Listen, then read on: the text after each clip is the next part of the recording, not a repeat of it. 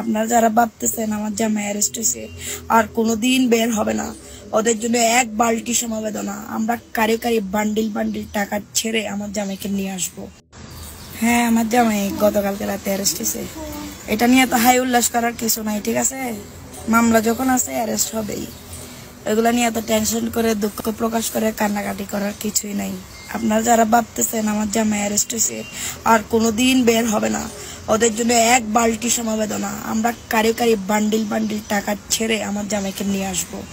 আমার জামাই বীরের বেশে চলে আসবে এবং যারা এই ঘটনা ঘটাইছে তাদেরকে ছাড় দেওয়া হবে না, মাথায় রেখো। এতদিন আমরা পলাতক ছিলাম, এখন তোমরা পলাতক থাকার বেলা। এখন আমার জামাই আইনি প্রক্রিয়া শেষ করে আমার কাছে আসবে, তখন না খেলা শুরু হবে।